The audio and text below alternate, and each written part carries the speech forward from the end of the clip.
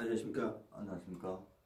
네, 저는 에듀진의 신동호입니다. 안녕하세요. 아이시다의 학원 원장 김종. 이번 시간에는 우리가 자기주도 학습이라는 얘기를 많이 하잖아요. 네. 애들도 하고 싶은데 잘 안 되는 건가요? 그러니까 우리가 지난 시간에 우리 대표님께서 그 말씀을 하셨죠. 좀 모르지만 성적은 안 좋지만 수업 시간에 너가 좀 적극적으로 참여를 해라 수업에. 그런 모습을 선생님한테 먼저 보여주고 그래야 너도 여러 가지 교과 활동에서도 충분히 영향을 만들 수 있을 것이라고 했는데 네. 이제 그 카메라를 우리 아이들의 모습으로 비치자면 네. 아이들은 답답하죠. 뭘 알아야? 아니 뭐 앞에서 막 설명하고 있는데. 이제 아이의 입장을 대변해 그렇죠. 준다는 거죠. 네. 뭘 알아야? 질문을 할 거 아니에요. 용기 내서 질문을 했어. 옆에서 어떤 친구가 너 뭐냐? 라고 하면 이 친구는 다시는 말을 못하게 돼요. 그런 거 많아요. 네. 그래도 아이들은 해야 되는데 중요한 건 그렇게 자기주도 학습이라는 걸 누군가가 뭐 학교 선생님이나 또는 신문 기사나 또는 엄마가 이렇게 해야 된다고 해서 네. 우리 아이들은 하려고 하죠. 하는데 책상에 앉는 순간부터 굉장히 많은 생각이 듭니다. 어떤요? 어떤 친구는 자기주도니까 모든 걸 다 자기가 해야 돼. 학원도 안 다니고 인강도 안 듣고 선생님한테 질문도 안 하고 뭔가 자기가 다 알아서 하는 것처럼 느껴. 그러니까 아무것도 못해. 아니 원래 모르잖아요. 잘하는 애들은 뭘 해놔도 다 잘해요. 기본이 되는 건 자기주도 학습이라는 건 아이가 아이의 수준에 맞게 자기 스스로를 분석을 한 다음에 필요하다면 뭐 수학은 학원을 다니고 뭐 과학은 혼자서 할 수 있다면 먼저 해보고 또 시간 조정이 안 된다면 인터넷 강의도 들어보고 그 속에는 EBS 강의도 있고 뭐 유명 입시업체 강의도 있지만 그리고 더 궁금하면 책도 찾아보고 그거 귀찮으면 검색이라도 좀 해보고 이런 형태가 돼야 되는데 먼저 우리 아이들은 그것부터를 좀 잘 몰라요. 그리고 두 번째는 또 이제 자기주도 학습을 하려고 한다고 하면 아이들이 열심히 또 플랜을 씁니다.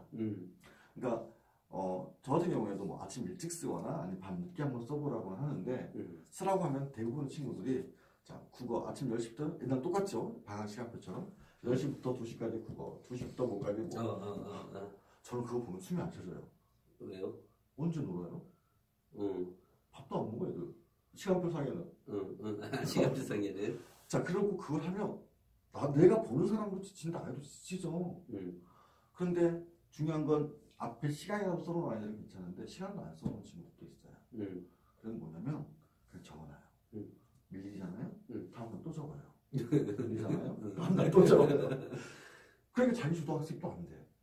그러니까 최소한 아이들에게 우리 어른이 그 어른의 그 지위나 직업이 무엇이든지 간에 자기주도 학습이라는 걸 정확하게 우리 아이가 할 수 있는 부분을 먼저 선정을 해줘야 된다. 예를 들면? 아이가 만약에 한 4.5등급. 왜 아이야? 4, 5등급이라고 하자고. 국어가 4부터 얘기를 할게요. 국어 4등급인 친구들은 먼저 게을러요. 왜냐면 그러니까 제가 완전 내신을 말하기 전에 우리가 수능 모의고사로 말하자면 국어는 총 3파트로 나눠집니다. 화장 문법, 그다음에 비문학이라고 하는 독서, 그리고 문학 작품인데요. 4.5를 맞았다는 소리는 문법에서도 많이 틀리거든요. 근데 이 문법은 실제로 이해보다는 많은 암기를 하면 극복할 수 있는 부분이에요. 근데 여기서도 많이 틀려요. 그래서 4.5가 나와요. 그러니까 암기도 안 한 상황이니까 게으른 친구죠. 예를 들어서 영어도 4등급이다. 영어 4등급 친구들은 독해를 한다 못한다의 느낌이 아니라 그 지문 속에서 모르는 단어가 한 지문에 7개 이상이 나타나는 거예요. 또 역시 단어도 안 외우고 있다는 거죠. 한 지문이라면 문장의 길이가 A4 용지 사이즈라고 한다면 3분의 1 정도 되죠. 3분의 1 정도 되는 지문 안에 네. 7개 이상이 나온다. 이건 거의 100%입니다. 근데 그렇게 나오면 전체적인 글을 읽을 수가 없어요. 솔직히 단어를 몰라도 읽을 수 있을 정도 되려면 5개 이내는 들어와야 돼요. 그래야 5개 이내 5개나 7개나 차이가 크죠.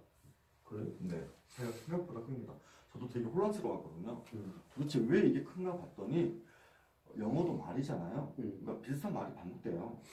그런데 시간이 어려워질수록 그 비슷한 말의 어휘를 똑같이 쓰는 게 아니라 바꿔서 써서 나타나는 현상도 있거든요. 음. 그러니까 그런 부분을 생각해 보면 국어와 영어만 보더라도 먼저 기본적으로 암기를 안 해요. 그러니까 게으르죠. 그러니까 그런 친구들은 먼저 암기를 할 수 있는 방법을 제시해 줘야 돼요. 어떻게요? 그러니까 무작정 쓰는 가장 좋은 방법은 쓰는 게 제일 좋다고 생각해요. 그러니까 책을 그대로 한번 베껴보듯이 이렇게 보는 거죠. 단어도 대신에 이제 이걸 곡해하면 예를 들어서 제가 제일 싫어하는 부분 반대로 이건 건데요. 단어를 아이들한테 암기를 시킨 다음에 단어 시험을 본 다음에 틀리는 걸 100번 쓰기 이런 거 정말 싫어하거든요.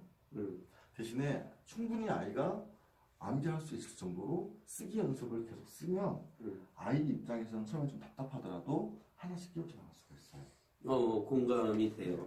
그러면 솔직히 그 아이가 4.5에서 그 부분만 넘어가면 바로 4. 근데 그러면 엄마가 예전에 자기 공부했던 걸 상기를 하면서 얘기를 이렇게 해줬는데도 얘가 안 해. 그렇죠. 그거 어떡할 거야? 그러니까 애들은 엄마의 말은 여기서 말하는 쓰기는 우리 엄마는 깜지 같은 거 말할 수도 있어요. 그러니까 그러지 말고 우리 아이한테 요즘 아이들은 솔직히 쓰는 거 정말 싫어하거든요. 그러니까 읽는 것도 좀 하는데 쓰는 거 싫어합니다. 그 이유가 이렇게 보시면 노트북이나 컴퓨터를 보면 쓸 일이 없잖아요. 그렇다 치고.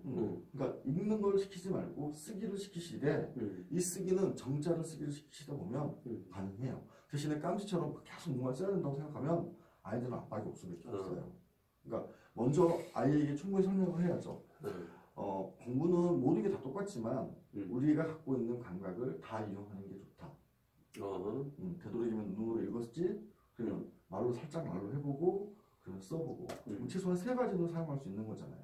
근데 읽기는 아이들이 솔직히 눈으로만 보는 경우가 대부분이거든요. 물론 간혹 암기를 할 때 말로 하는 아이들도 있어요. 실제로. 아니 그래서 결과적으로 자기주도 학습을 하기 위해서 학습을 도와주기 위해서 엄마가 그러니까 기본적으로 우리 아이를 냉정하게 판단해 주십사라는 거예요. 무엇을? 그러니까 방금 말씀드린 것처럼 4.5등급이니까 4등급이 되면 너 좀만 더 공부 열심히 하면 돼라고 막연한 이야기를 하거나 아니면 어느 학원 선생님이 잘 가르친다니까 그 학원을 보내거나 이런 게 아니라 가장 기본적으로 우리 아이가 암기를 안 하고 있구나 먼저 판단하시면 된다는 거예요. 오케이. 그러면 그 암기를 하는 방법에서 가장 좋은 방법은 아이들 그냥 읽기만 하니까 그러면 읽고 낮은 소리로 말하면서 쓰기까지 시키신다면 오케이. 충분히 한 2달 70일 정도면요 달라져요. 그러니까 영어 단어 같은 경우에 아이들이 외우는데 되게 오래 걸리거든요. 똑같은 분량을 주면 어떤 아이는 4시간도 걸려요. 근데 그건 아이한테 일임할 때는 4시간도 걸려요. 그런데 읽고 말하고 쓰고 시작하면 2시간 반? 그리고 마지막에는 40분이면 해결해요. 네. 참고로 지금 우리 김 원장이 얘기한 것 중에 꼭 고등학생만을 대상으로 한 게 아니고 초등학교 아이들도 포함해서라는 거 꼭 명심해 주시길 바라고요. 그러니까 아이가 공부를 못한다고 막연한 생각을 갖지 마시고 먼저 우리 아이가 공부할 때는 암기가 바탕이 돼야 된다는 사실을 꼭 알고 계셨으면 좋겠어요. 근데 문제는 그 아이한테 공부 열심히 해, 너 왜 공부 안 해? 라고 해놓고 막연한 말을 던지면 특히 아이들은 뭘 해야 될지 몰라요. 그래서 제 생각에는 아이들이 이제 공부의 전체 양 자체가 줄어들었으니까 초등학교 아이들에게는 뭐 공부를 잘하고 못하고를 떠나서 토요일, 일요일을 빼고 일단 쉬라고 하고 월요일부터 금요일까지 학원에 보내는 것도 물론 아이들 사정에 따라 그럴 수 있습니다만 1시간 정도만큼은 엄마나 아빠가 있는 가운데 아니면 꼭 지금 얘기한 눈으로만 읽는 것이 아니라 글로도 써보는 계속 그거까지 하루에 1시간이라도 초등학교는 그 다음에 중학교는 뭐 하루에 2시간 토요일 일요일은 일단 놀고 고등학생은 좀 더 많이 그러니까 이렇게 가다 보면 초등학교 때부터 바뀌는 아이가 있을 수 있고 중학교 때부터 바뀌는 아이가 있을 수 있고 뭐 고등학교 때 이렇게 바뀌어질 수 있는 거죠. 이제 그만큼 학원 용량이 조금씩 커진다고 보면 됩니다. 그렇죠. 대신 그 양이라는 말씀을 좀 더 덧붙이자면 너는 초등학생이니까 예를 들어 영단어를 10개 외우고 중학생이니까 30개를 외우고 고등학생이니까 50개를 외우고 이런 방법은 저는 별로 안 좋은 것 같아요. 오케이. 그 그냥 시간으로 너가 매일 1시간이면 1시간, 2시간이면 2시간 정해진 시간에 공부할 수 있는 방법을 제시하는 게 훨씬 현명할 것 같아요. 네, 말씀 잘 들었습니다. 네, 감사합니다. 감사합니다.